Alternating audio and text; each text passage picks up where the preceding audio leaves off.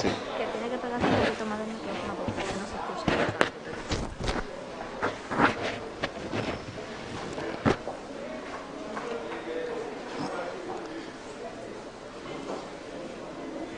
Como todos tienen mascarilla, ¿verdad?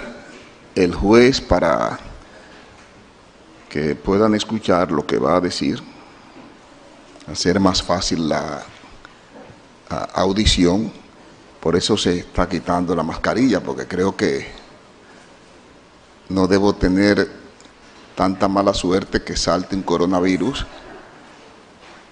que violente la mascarilla de usted y que venga precisamente donde mí. Aunque, como dicen que a veces,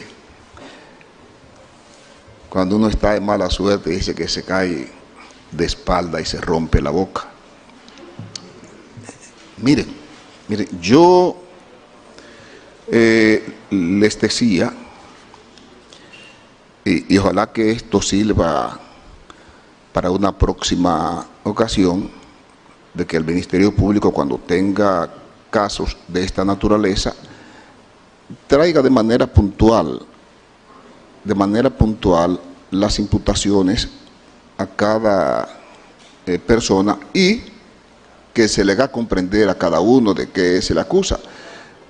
Porque si ustedes ven cómo se conocen las medidas de coerción, y yo he visto medidas de coerción en Estados Unidos, ustedes ven que llega el fiscal y dice: mire, magistrado, al imputado fulano de tal se le encontró con droga o cometiendo tal infracción. El imputado habla o habla el abogado,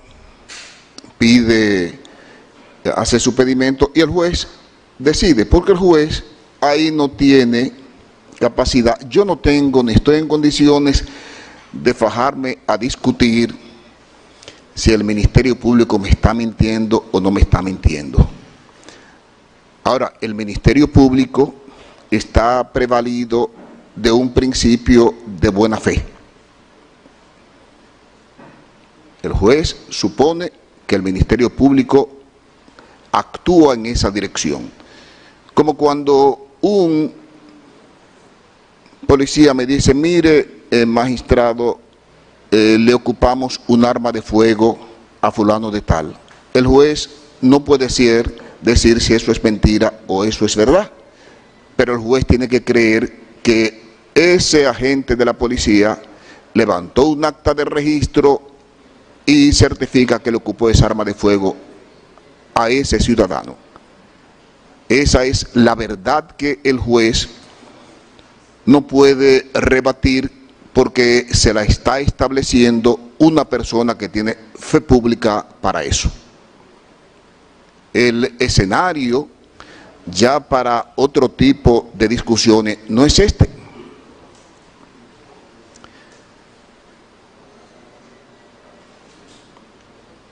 Es una discusión, hubo una discusión muy interesante respecto a la tipicidad.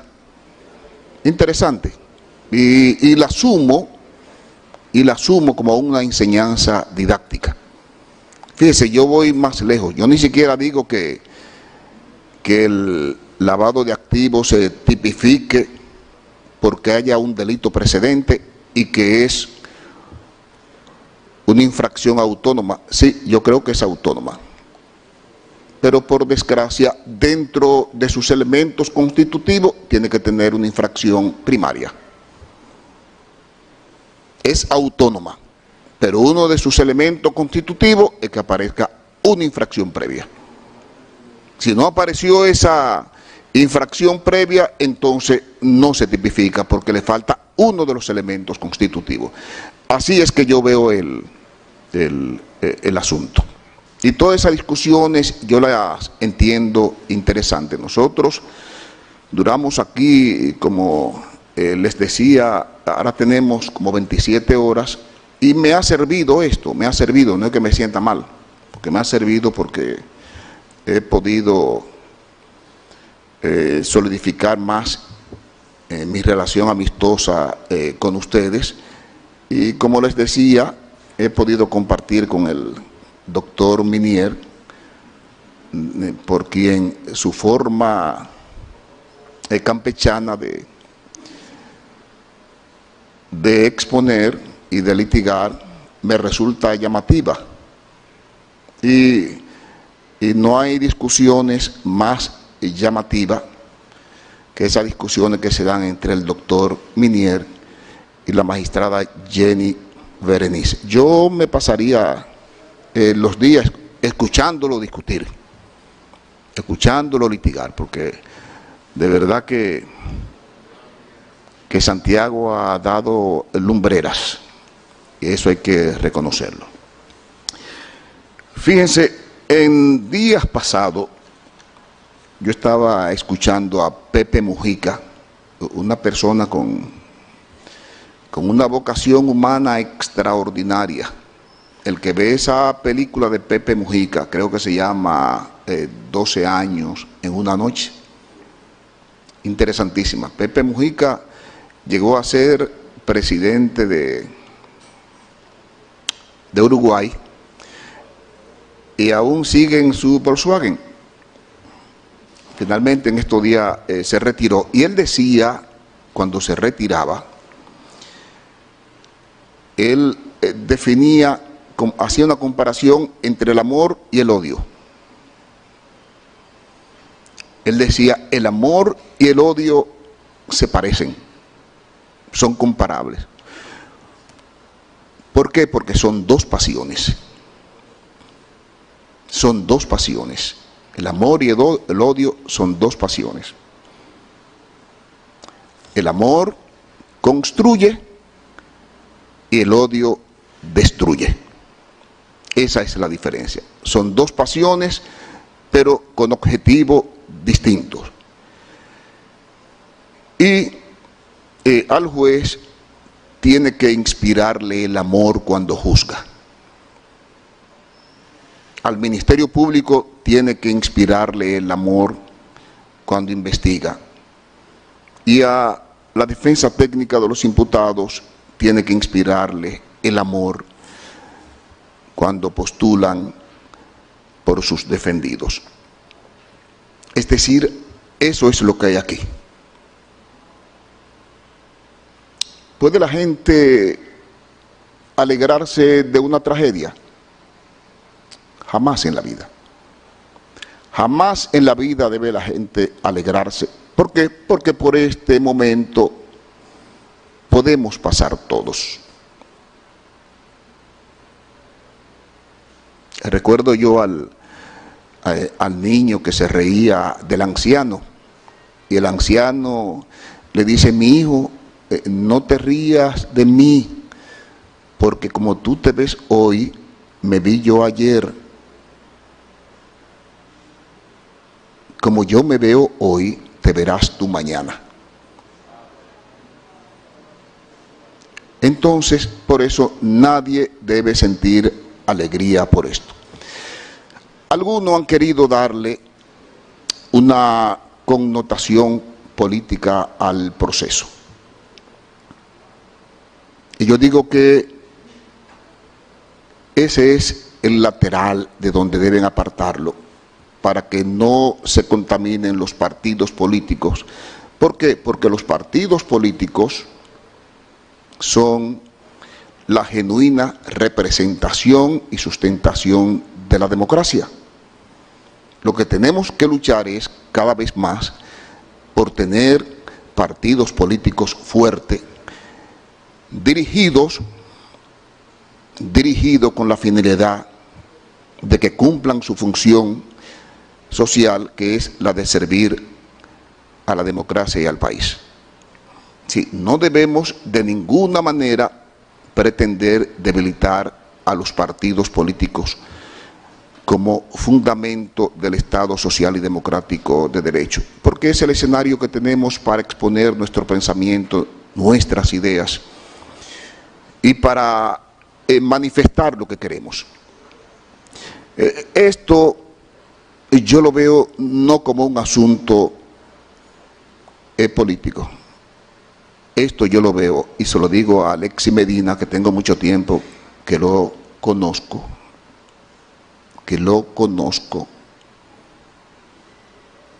como un mal pago familiar que nunca debió haber sido.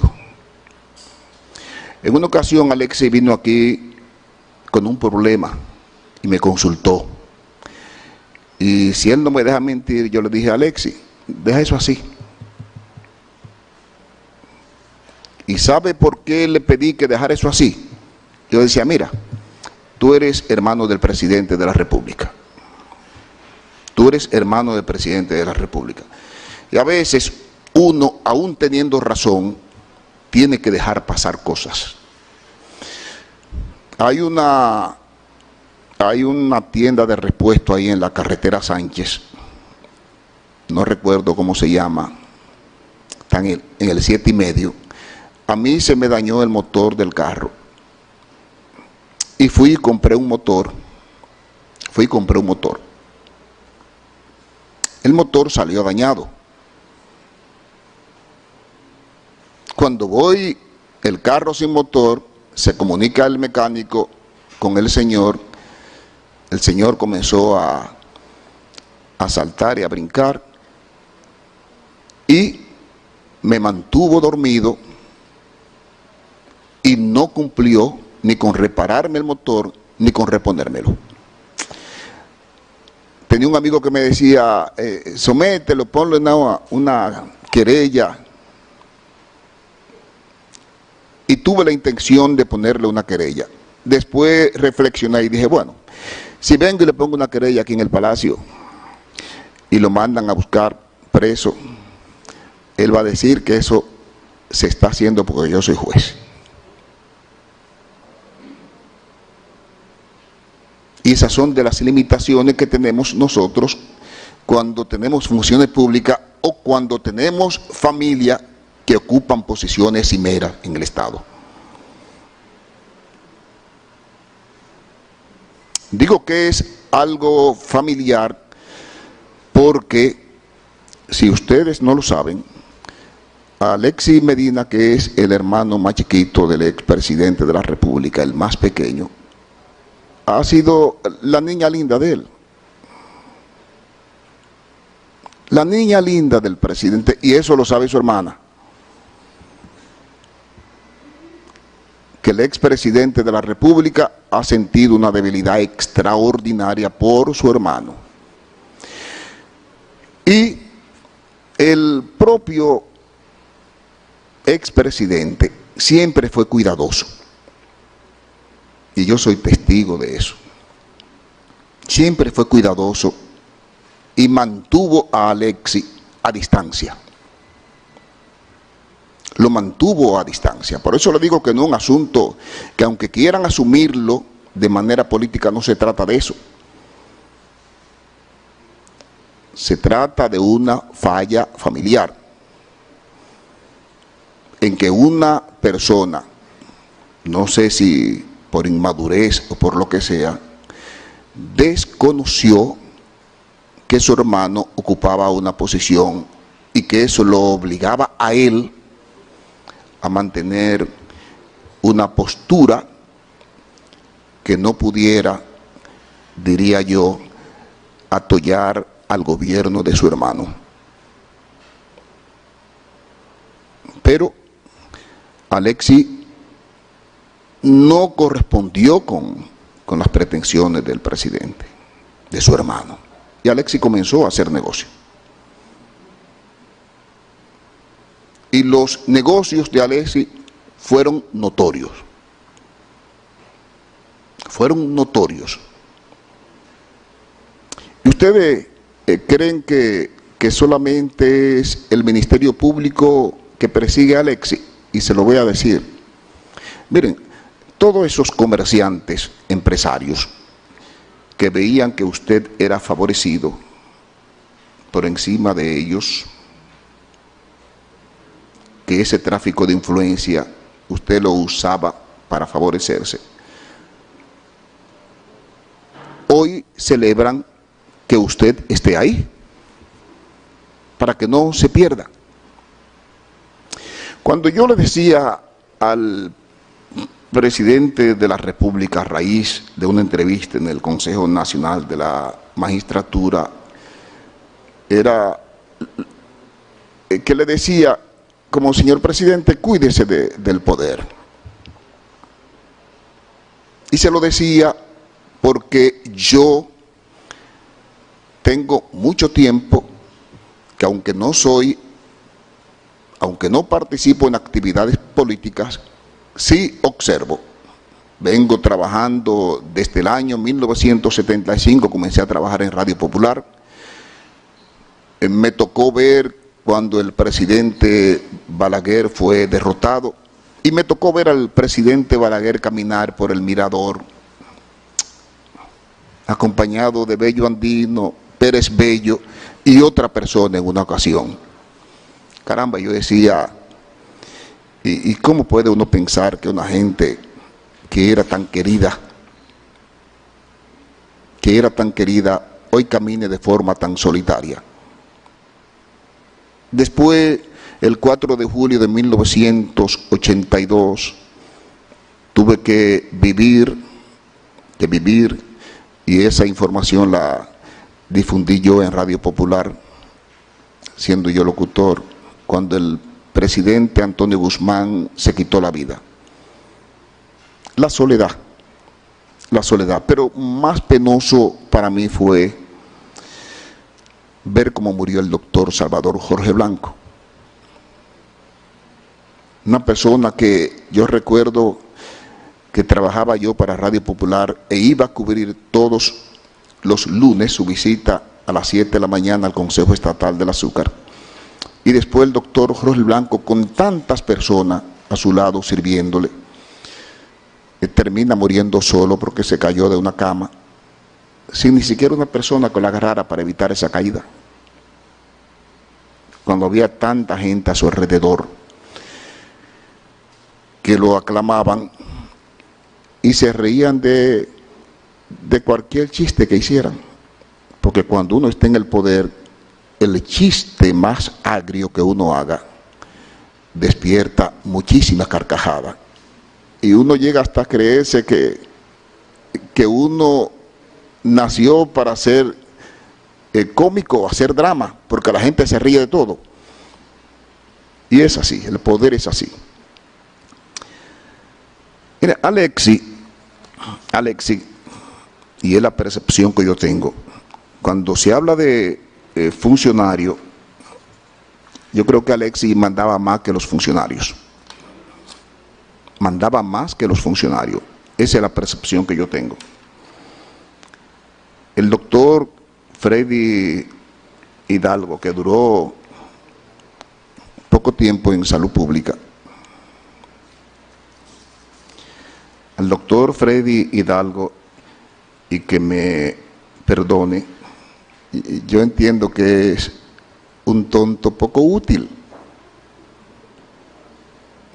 Un tonto poco útil, porque si hubiera sido de mayor utilidad, se queda a sus 8 años ahí en salud pública. Pero el doctor Hidalgo no tenía la utilidad necesaria que se requería para el tipo de negocio que se estaba haciendo con salud pública, luego con la OISOE, con FONPER. Miren, aquí se discute si coalición de funcionarios o no. En las 26 horas que duramos discutiendo, y por eso cuando alguien se paraba, yo le decía, mire, hábleme de esto, porque a veces los abogados son muy románticos y hablan muchas cosas, un discurso muy lindo, pero no se trata de eso, sobre todo en una medida de coerción. Yo quería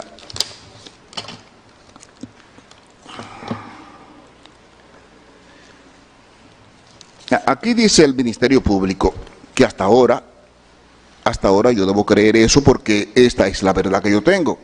Y entiendo que el Ministerio Público actúa en base al principio de buena fe.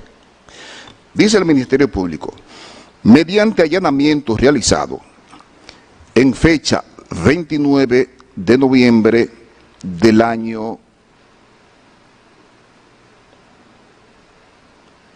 2020, aproximadamente a las 3 antes meridiano, en el apartamento número T3, 29-A, 29º nivel, Torre Malecón Center, ubicado en la avenida George Washington, sector Ciudad Universitaria, Distrito Nacional, lugar donde tiene su domicilio y residencia el imputado Juan Alexis Medina Sánchez, fueron ocupadas evidencias relativas al contrato por el monto total de $1.450.000 conforme autorización del despacho DAC-30 número 00001033 del 7 de noviembre de 2018, suscrita por el director general de la OISOE, coimputado Francisco Pagán Rodríguez, dirigida al coimputado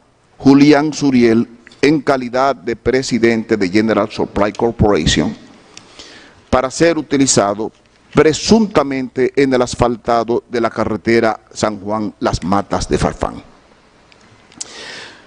Para esta transacción se elaboró la factura proforma 2018-58 emitida por General Supply Corporation del 31 de diciembre de 2018, facturado a la Oficina de Ingenieros Supervisores de Obras del Estado, OISOE, por la cantidad de 500.000 galones de cemento asfáltico AC-30. En este allanamiento se ocupó una hoja que se titula Operación AC-30, Cuentas por Pagar, con fecha del 2 de septiembre de 2020, donde se hace constar sobre este producto que la cantidad despachada por nosotros con conduce firmados es de 500.000 galones, pero despachado real por General Supply Corporation son 166.000 galones, reflejándose como diferencia por despachar la cantidad de 333.500 galones, equivalente a un 66% pendiente de entrega, por lo que se trató de una estafa. A mí no me interesa ahí saber si Alexis es funcionario, si cae dentro de la categoría de coalición de funcionarios, porque eso no es tema de este escenario. Ahora, el Ministerio Público me está diciendo aquí lo que pasó. Y si eso pasó así, como dice el Ministerio Público, entonces efectivamente hay una estafa. Y si el director de la OISOE sabía que eso pasó así, entonces yo diría que también él se prestó a esa estafa. Usted podrá llamarle desfalco como usted quiera.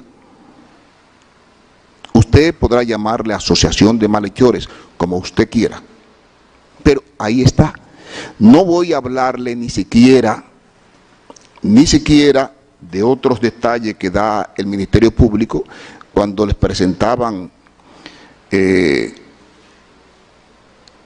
las facturas, para la compra de los equipos, donde no había especificaciones, es decir, que si usted decía 20 sillas, usted no establecía ahí las características de esa silla. Entonces, como usted no establecía las características de esa silla, usted podía poner ahí el valor que a usted le diera su gana. Tampoco voy a hacer hincapié sobre ese reconocimiento de deuda. Bueno, dice que había emergencia y que el imputado Alexis era tan bueno que se mandaba y suplía de equipos a los hospitales. Bueno, pero ¿quién ha dicho que ese es el procedimiento que establece la ley? Pero ustedes me van a decir a mí que se tratan de faltas administrativas. Eso como que ustedes me digan a mí, mira, he hecho un contrato civil, hemos contratado civilmente, pero yo te dije que este apartamento no tenía hipoteca. Y después aparece una hipoteca. Exactamente. Es un contrato civil. Bueno, pero hay un dolo ahí. Hay un dolo. Entonces, la propia manifestación del manejo de la ley es tratar de convertir la legalidad como principio, entonces, para caer en ilegalidades. Entonces, el hecho de que la ley de contrataciones públicas no contenga sanciones penales, que contenga sanciones administrativas, eso no quiere decir que el manejo de esa, ampararme en esa ley para yo estafar, para yo maniobrar, no quiere decir que no tenga una consecuencia penal. Le estoy mencionando eso para que ustedes sepan por qué el juez, solamente con esto que está aquí, desde un principio, tiene los fundamentos para imponerle al imputado una medida de coerción. Una medida de coerción.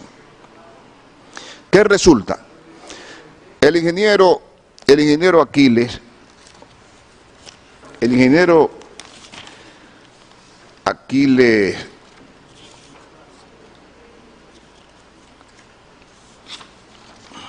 Alejandro Christopher Sánchez, a quien llevó al OISOE el señor Pagán como su asistente. Y yo entiendo, porque uno, cuando llega a un cargo, uno trata de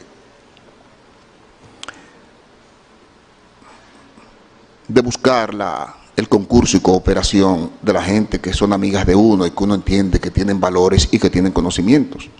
Fíjense lo que me dice el ingeniero Aquiles, que tenía la función de fiscalizar. Él dice que en los equipamientos de los hospitales, él no tenía que ver con que se cubicaban pagos de equipos sin haberse llevado los equipos a los hospitales. Y de eso hay informes periciales del Ministerio Público que tiene en el proceso de investigación la capacidad para valerse de esos peritos y fundamentar su investigación. El Ministerio Público dice que hizo una auditoría en esos hospitales y esos equipos que decía que habían llevado no era cierto, que faltaban muchos equipos y que después trataron de llevar los equipos. El ingeniero Aquiles dice que él era un agente que él simplemente firmaba, pero lo que me sorprende a mí del ingeniero Aquiles es lo efectivo y contundente que fue el ingeniero Aquiles, que dice todo lo que le ahorró al Estado Dominicano fiscalizando el Hospital del Cáncer o fiscalizando otras obras de Santiago de los Caballeros atribuida a una conocida empresa. Y yo digo, oye, tanta contundencia, tan efectivo este señor en eso, y tanta debilidad en la fiscalización cuando se trataba de Juan Alexis Medina. Eso es inexplicable. Eso es inexplicable. Y el juez eso no lo va a entender. ¿Y qué es lo que el juez cree? Lo que el juez cree es que el señor Pagán, fíjense que hasta consignación de presupuestos específicos,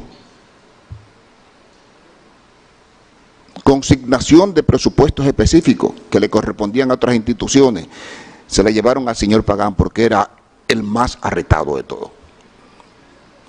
Otros no se atrevían a hacer eso, pero el señor Pagán sí. Dice Alexis, yo lo felicito porque yo tengo amigos que tienen con deudas públicas 5 o 6 años.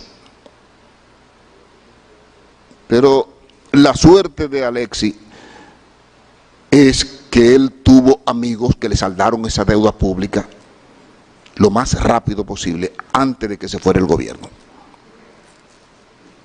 Y la pregunta que yo me hago es, ¿y si hubiera sido yo? Y todos esos ingenieros que dice el ingeniero Pagán que van a diario a cobrar ahí sus obras, sus ubicaciones. Bueno, pero ¿y todos esos ingenieros por qué no le pagan con la misma rapidez con que le pagaban a Alexis Medina? ¿Por qué? ¿Por qué tanta diferencia?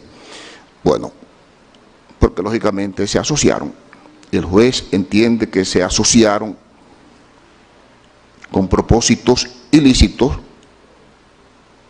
y esos propósitos ilícitos han llevado al Ministerio Público a esta investigación que tendrá que completar y que se inicia para estafar al Estado. De eso se trata. Ahora, ¿qué resulta con relación a mí? Me da pena el caso de Julián Esteban Suriel, que fíjese, Julián, miren, en el caso suyo, si me preguntaran qué pasó con usted, yo diría, mire, Julián es una persona que hacía negocio, trató de hacer negocio con Alexis, no le resultó y se fue. Eso yo creo. Ahora, ¿cuál es el problema suyo? ¿Qué diablo buscaba usted con ese fusil en ese apartamento? ¿Qué buscaba usted con armas de fuego en ese apartamento? ¿Por qué, si eso no era suyo? ¿Por qué? Porque nadie puede autorizarle a usted tener un fusil porque usted no es militar. Bueno, es que hasta para salir a la calle a un militar, siendo militar, tienen que entregarle fusil. Ahora, ¿qué busca usted con un fusil guardado? Y lógicamente eso es lo que yo estoy ponderando con respecto a usted. Porque si me dijeran respecto a los negocios suyos con Alexis, yo diría, no. Él trató de negociar con Alexis, pero a Alexis, que es muy hábil en los negocios, no cuajaron. No cuajaron. Como tampoco cuajó el señor Domingo Antonio Santiago Muñoz. Ese fue a hacer negocio, como todo comerciante, claro, con el hermano del presidente de la República. Tampoco cuajó y se fue. Entonces, a veces hablan de que el señor Alexis lo buscaban para venderle mercancía al gobierno. Bueno, pero ¿a quién va a buscar Mayén para venderle, sino al hermano del presidente que tiene acceso y tiene influencia en todos los estamentos? ¿A quién va a buscar el que tiene 1 millón de mascarillas? Sino al hermano del presidente que tiene acceso e influencia en todos los estamentos. Le puede vender a la policía, a todos los hospitales. Entonces, la gente, por eso le salía la mercancía más cara al Estado. Porque si yo tengo 1 millón de mascarillas, si yo pudiera vendérselo directamente al Estado podría vendérselo más barato. Pero si tengo que buscar a Alexis para que se lo venda él al Estado, entonces ya le estoy cobrando al Estado, más Alexis le está cobrando al Estado, entonces las cosas le salían más caras.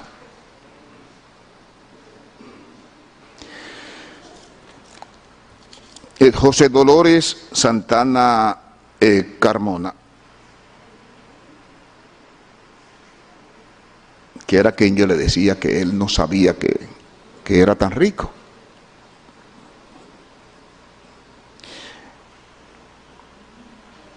Una persona que no es profesional, pero inteligente. Tuvo la oportunidad de encontrarse con el presidente, con el hermano del presidente, y lógicamente que él le sirvió, él le prestaba su nombre, firmaba cheque, aparecía con acciones de 50% en compañías multimillonarias, pero a resumida cuenta, quizás lo ponemos con la cabeza para abajo y los pies para arriba y lo sacudimos y posiblemente no bote un centavo del bolsillo, porque ganaba un sueldo.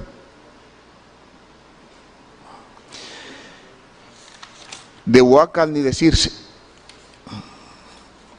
Huácar vivía de aquel lado, que posiblemente cuando fueron a apresarlo lo encontraron sentado en una mecedora.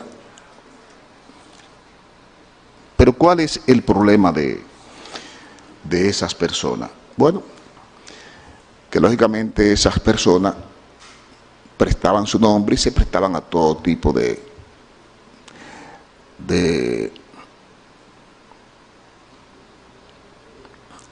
complicidad para complacer al señor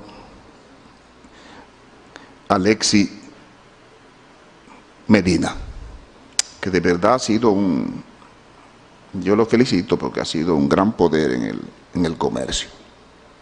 Yo quisiera saber si Alexis tendría tanta suerte ahora como la tuvo antes. Quisiera saber.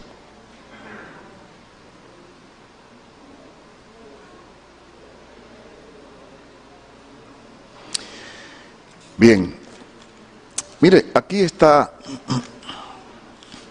la hermana del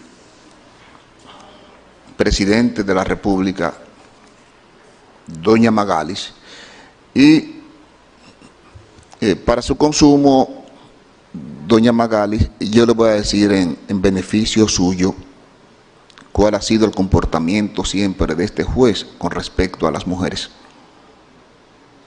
El juez ha sido siempre muy medido en el trato que le dispensa a las mujeres. ¿Por qué? Porque al sacar a una mujer de su casa, se ponen en juego muchas cosas. El hombre puede irse. Entonces el juez siempre ha sido muy medido con relación a eso. Y se lo advierto en base a eso, para que usted sepa que el juez a usted no la va a mandar a prisión preventiva, tomando en consideración eso. Ha sido un tratamiento. Yo si ustedes ven mi historia, para yo mandar a una mujer a la cárcel, yo lo analizo mucho las infracciones, porque además es difícil que una mujer se fugue. Una mujer es difícil que se fugue porque ciertamente los sentimientos las ata siempre a la familia. Para que usted sepa eso. Ahora, ¿qué quiero yo decirle a usted, doña Magalis? Y usted sabe que usted, mire, existía un comité de compra en Fromper. Existía en Fromper un comité de compra. Claro, ese comité de compra, ¿a quién llamaba cuando había concurso? A las empresas de Alexis. ¿Y por qué lo hacían? Bueno, porque usted y el señor Fernando Rosa, que eran los responsables de eso, manejaban ese comité. ¿Y quién le va a decir que no al jefe o a la hermana del presidente de la República? Decirle que no. Bueno, el señor Hermosén, que fue nombrado por ayuda de una de las hermanas del presidente, fíjese que se negó a dar las certificaciones de unas remodelaciones de unos hospitales y él dice que a los 13 días lo quitaron, porque esa es la consecuencia, lo quitaron. Pero otra cosa, doña Magalis, usted sabía que su hermana estaba ahí. Su hermana estaba ahí. ¿Y cómo el juez puede no pensar que lo que se le pasaba a su hermana mensualmente o las obras que se le asignaban al señor Alexis no era para que los beneficios retornaran a usted y al señor Fernando Rosa? ¿Cómo el juez puede escapar de pensar eso? De ninguna manera. De ninguna manera. Miren, el que quiera darle una connotación distinta a esto que está pasando aquí, está equivocado. Aquí lo que está pasando es una familia que traicionó la debilidad sentimental por sus hermanos que tiene el presidente de la República. Eso es lo que el juez advierte. A mí nadie me habla de que esto es político. No, no, no. Y eso debe servir de ejemplo, señores. Y no es que los presidentes no le den trabajo a su familia, porque la familia tiene derecho a trabajar. Lo imperdonable es que la familia traicione esos sentimientos que tienen los presidentes al ponerla a trabajar. Y eso es lo que ha pasado aquí. Alexis llegó donde pagan. Yo le puedo mencionar un funcionario que salió huyendo. Chanel Rosa. Chanel Rosa. Yo no voy a pagar eso. Yo no voy a caer preso. ¿Y quién asumió eso? Bueno, lo asumió Pagán, porque Pagán sí era arrestado y se benefició de eso. Se benefició de eso. Y esto es una investigación que se está abriendo. Comienza ahora la investigación. El juez necesariamente el caso tiene que declararlo complejo, porque evidentemente tiene las características para que sea llevada mediante ese procedimiento. En cuanto a la coalición de funcionarios, como dice el doctor Eduardo Núñez, realmente a Alexis yo no puedo atribuirle eso. Pero resulta que a la hermana del presidente de la República,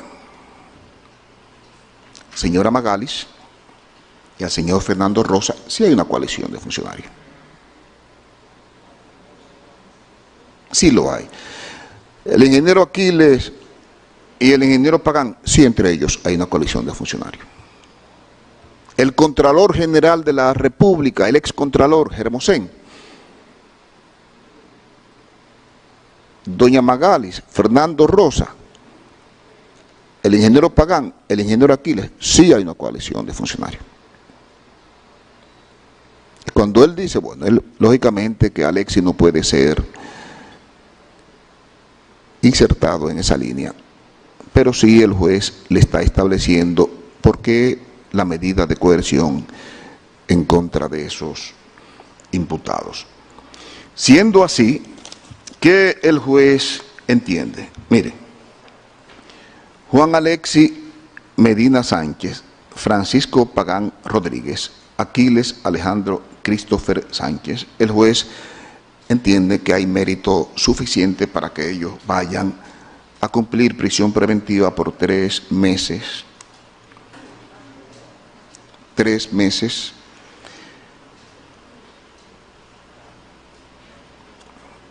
Ordenando su revisión para el 1 de marzo del año 2021, disponiendo que sea el tercer juzgado de la instrucción que tenga a su cargo el control de la fase preparatoria y ordenando a la vez que los imputados cumplan esta medida en el CCR San Cristobalense, tal y como era solicitado el Ministerio Público, que es una cárcel del nuevo modelo penitenciario. Con respecto a Julián Esteban Suriel Santos, José Dolores Santana, Carmona Huacal Bernabel Méndez Pineda, el juez también está ordenando prisión preventiva. La prisión preventiva de Julián Esteban, el juez la fundamenta en esa posesión ilegal de un fusil y 2 armas de fuego. José Dolores Santana, Carmona Huaca Bernabé Méndez Pineda, el juez está dictando en su contra la prisión preventiva porque permanecer ellos en la calle evidentemente que puede contribuirse a que los imputados distraigan prueba o pudieran generar algún tipo de intimidación en su contra a fin de que no lleguen a cualquier tipo de salida alterna, si así lo entendieran las partes. Van a cumplir 3 meses, el 1 de marzo también será la revisión obligatoria, irán al tercer juzgado de la instrucción como control de la fase preparatoria y la medida la cumplirán en la cárcel modelo de San Pedro de Macorís. Contra Fernando Rosa, el juez también está dictando 3 meses de prisión preventiva. Irá a la cárcel CCR San Cristobalense. El 1 de marzo, el tercer juzgado de la instrucción le conocerá medida de coerción, la revisión de la medida de coerción. Con relación a la señora Carmen Magalis Medina Sánchez y los señores Lorenzo Wilfredo Hidalgo Núñez, el juez entiende que debe colocársele a ambos un localizador electrónico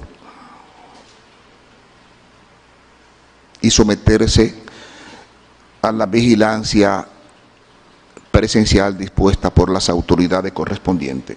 Digo la vigilancia porque si hubiera algún tipo de controversia con la compañía de los brazaletes, entonces el Ministerio Público podrá usar esa vigilancia. Si no hay problema, entonces el Ministerio Público podrá prescindir de esa vigilancia y solamente dejarle su brazalete electrónico. Esa medida ya la cumplirá por 3 meses de arresto domiciliario, tendrá impedimento de salida del país y deberá pagar una garantía económica de 10 millones de pesos mediante contrato. Igual medida cautelar el juez está dictaminando, está imponiéndole al doctor Freddy Hidalgo, deberá pagar 10 millones de pesos mediante contrato, se le impondrá un localizador electrónico y una vigilancia presencial. Sí, en el transcurso, la controversia que hay respecto a la empresa colocadora de los brazaletes, se resolviera entonces la vigilancia presencial, vuelvo y reitero, se dejaría sin efecto. Con respecto al imputado Rafael Antonio Hermosén, que es el ex Contralor General de la República, el juez le está ordenando la colocación de un brazalete electrónico y una vigilancia presencial, reiterándole la misma decisión de que si en el transcurso se resuelve la controversia entre la compañía que coloca los brazaletes y la Procuraduría entonces se retiraría a la vigilancia. Tiene impedimento de salida del país y tiene arresto domiciliario el excontralor general de la República. Con relación al señor Domingo Antonio Santiago Muñoz, el juez entiende propicio pura y simplemente ordenar su puesta en libertad mediante la presentación periódica por ante el procurador fiscal adjunto que tiene a cargo la presente investigación. ¿Qué ha considerado el juez? Bueno, el juez ha examinado los documentos preparados por la defensa técnica de dicho imputado, ha podido corroborar, ha entendido coherente la versión del imputado Alexis Medina con la versión que él nos da, y por eso ha tomado esta decisión. La decisión estriba: si hubiera habido la posibilidad de ponerlo en libertad bajo la promesa de presentarse a todos los actos del proceso, el juez hubiera ordenado su libertad pura y simple. Pero ya eso no existe. Si el juez entiende que hay algún viso que genere una investigación, tiene que imponerle una medida cautelar, aún sea sencilla, para atarlo al proceso. Ya el Ministerio Público decidirá en el transcurso de la investigación si arriba a un acuerdo con él, si presenta acusación o cualquier acto conclusivo al respecto. Quiero darles a todos las gracias por permitirme, el Señor, conocerle y compartir con ustedes. Que tengan una feliz noche.